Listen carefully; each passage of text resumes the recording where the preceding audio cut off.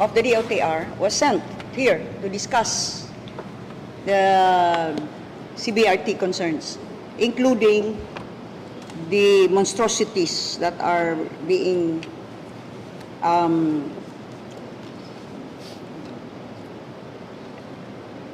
what shall we say, polluting our line of sight. That should, and for every day that continues to exist, that's a continued violation of existing heritage laws. But I also brought up the concerns in other areas where now traffic is terrible because the dedicated lanes, so-called for the Cebu Bus Rapid, don't know what's so rapid about it, it's Cebu Bus Rapid Traffic, had now limited the space for the other vehicles to pass. Further, I also, you know, when I saw the plans that were presented by the BRT people, BRT team, regarding that walkway, they will make it a pedestrian lane. Pedestrianization. Pedestrianization. I said, wait a minute, aren't you called bus rapid transport or transit? Isn't that supposed to mean that you are supposed to transport commuters? And aren't commuters supposed to ride? Now, are you going to convert commuters to pedestrians? So what are you really? Are you a bus rapid transit or a, I don't know, a business rapid pedestrianization? What is it? Is it bus or just business? Rapid, probably, because now the costs have gone astronomical from 14 billion now to 29 billion, and they still don't know what the next course of action is, because they still have to bid out a feasibility study, which is again costing hundreds of millions. Feasibility study that will be done by foreign consultants who never lived a day in their lives here in Cebu, do not understand even Cebuano, does not know our culture, and yet they are going to be paid hundreds of millions of dollars to make a feasibility study that will tell you in the end that, it is feasible. And ang manuglan feasibility study ang himuon. Feasibility study. Conclusion, it is feasible. But to whom? But to whom? Because I'm starting to wonder, to whom will this kind of project be feasible for? Siyaro naman, kisa pa may, I don't know if there's a Cebuano right thinking, ha? Hindi na itong mga dili maayog huna-una. Right thinking Cebuano who loves the city. You experience traffic every day karon. Bisa nga nila sa Osmeña Boulevard. Why? Because of that dedicated lane. Nya nga na all the way. Madung na nga to sa sana Abellana. Kato dito. Ang diri in town nato sa Natalio Bacalso. Kay naa na pod ng ilang mga dahon-dahon. Karon pa ko nakaibawang ang bus station nimong jungle. It naman no saying it's a jungle out there. Concrete jungle. Gitinuod man hinuon nila. Kay namutang mga dahon. Ang susunod ana ron nga mogamit mga unggoy. It's crazy. I was very frank with Yusek Ortega. I said this is not going to benefit the Cebuanos. It's going to cause untold traffic burdens on the Cebuanos. Second, it's going to cause chaos on existing LTFRB franchises that have already been issued to our transport operators. Because the theory is that, hypothesis is that, or depending who's going to say it, the policy is that where the buses will be plying, walay lain nga means of transport, no, mass transport or general transport, public transport, i-allow. So, Osmeña Boulevard, na biya mga jeepney dire.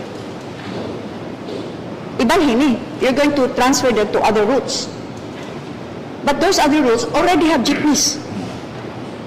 Already have. Those routes are already owned by existing transport operators. Di-appeal na sa ilang feasibility study? Wala. I asked, did you have a traffic count way back in 2010? And did you conduct a traffic count before you started karon? Wala. Pero, okay na kay mahal mag feasibility study. Unya, okay na kay from 14 billion, 29 billion naman. Gikorek oray kong engineer imbong, dili ko oy 28 billion ra. Ay, no, salamat. 1 billion less. Nakasigit ka 1 billion niya. Mao na, no, nga, maghimo na mo anang inyong pedestrianization, di ba ningon sila kay savings? Ana, ibutang ang 1 billion. Kaya aron, ang kadtong mga magsasakay, maglakaw na lang. Patalan. This is a new kind of BRT. Ang mga BRT dito sa Colombia, dito sa New Delhi, dito sa diin pa nga na BRT. Kato dito, manakay ang mga pasahero. Kari diri, ang mga pasahero, pabaktason. Bag-usad na. No? Bag-o. Okay ra. Kay, kinanglan man i-justify nga atong magasto ang 1 billion in savings. It's getting crazy. Naihatag na. Nga utang niya, dili ni kay grant. World Bank. I was very frank with those World Bank officials. Bahala na kisay mo go ballistic na pudi ang di na mo trust na to World Bank. I don't care. Kaya naman, kinanglan gid ita mangutang aning kadako. Aron lang pagkahuman ani binlan ta diri usa ka proyekto nga kitay mag-andos. It's not gonna work. It is not going to work. Kamo mga subuanon, nagsige mo guna-una nga kanang bus rapid transit makapa-ease up sa inyong, ambot sa inyong nakit-an sa salida, pero dili ni mao. Di ni mao. Tingalig, unsa inyong gidamgo diha, nakakita mo sa TV, unsa ka, no? Para sa San Francisco, nga naay bus, nga nindot ka, ay nga, ting, ting, ting, ting, nga balik-balik ba? Tram. Diba? Ay, tram. Oh, basig ba na inyong gina-una, di ni mao. Di ni mao. Open your eyes, tanawa, unsa na epekto ron. Sa traffic na nagdaan. Kunya, kamo mga jeepney drivers, mga jeepney operators, whether modern or ang karaan, naa na mo ikuptan na LTFRB franchise.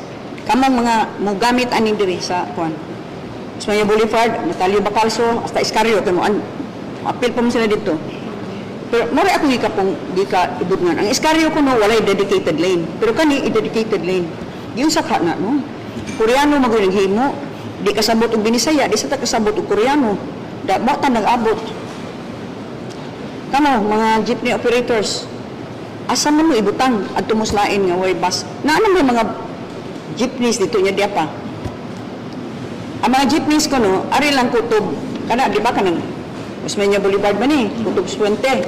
Nya naay mga katong mga kanang mga daan ba diri sa kilid ba?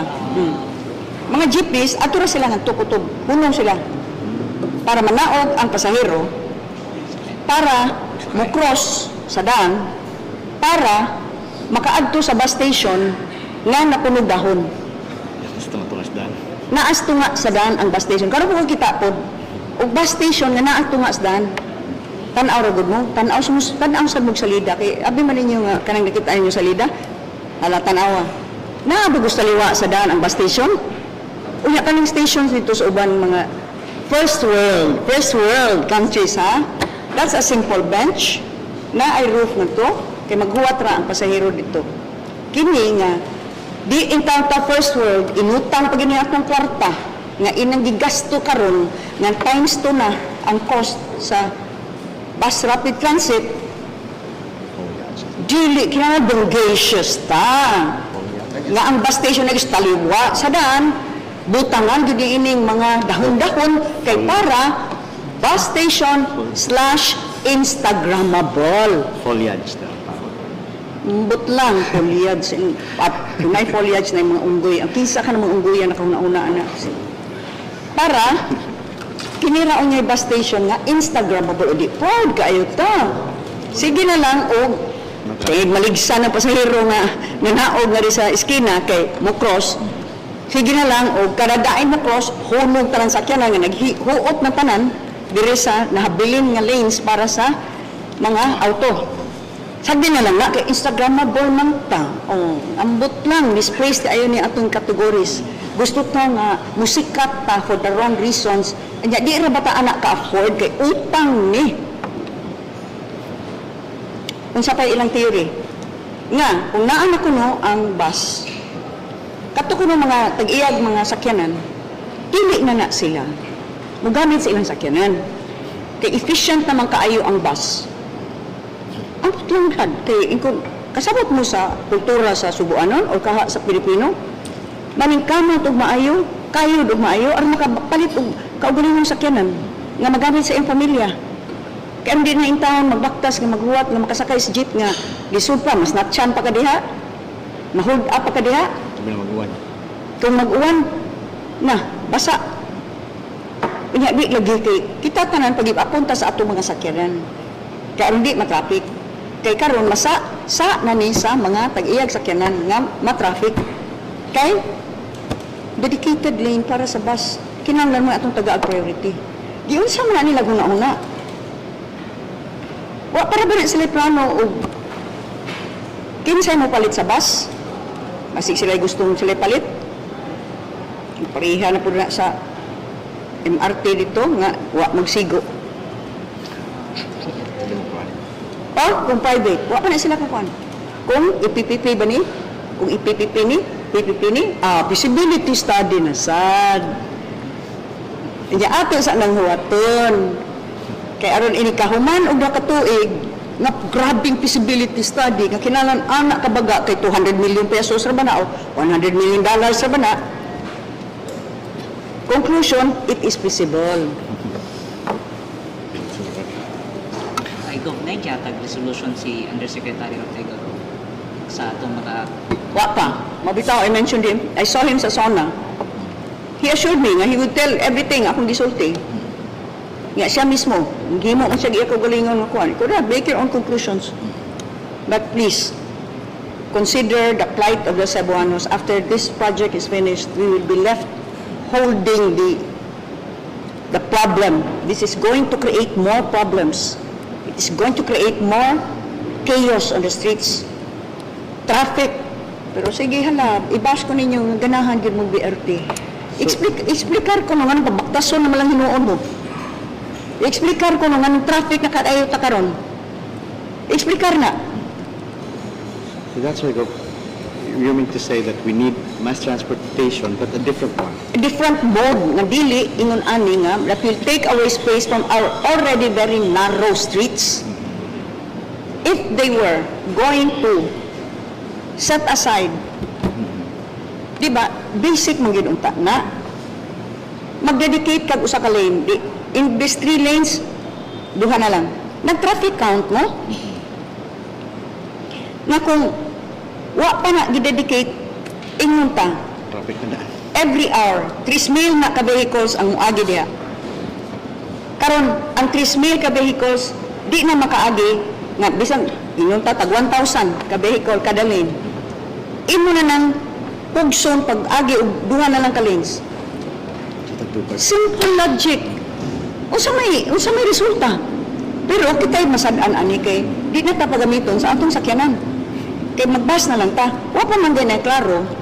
Unsang nata nga bus, it's an ordinary bus by the way. Abi ninyo og kanang mga ganahan kay mo BRT nga mura mo hasud og langit og bus nga kanang abot ka sa inyong imagination tay ang tram sa San Francisco. Dili ha, ordinary bus ra na.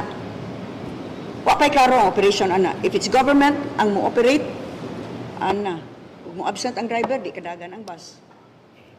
O wa ma-change oil di kadagan, na flat tire di kadagan, walay Travel. utsaon nimo ang efficiency mismo pa lang ha. The efficiency of the bus transport itself wa pay labot sa mga problema na caused by these constructions. Wa pa man. I hope this will get to Yusek Ortega. He promised that there would be a feedback after I was very, very frank about what I fear might just be a huge fiasco. And, you know, I'm very, very defensive of the President. Sabi in town ni groundbreak ani. But this was not his project. This was conceived of decades ago. But he wanted to give something to the Cebuano people to show his appreciation for our support. Kisa may ma-blame unya ug nagkagubot na ta diri.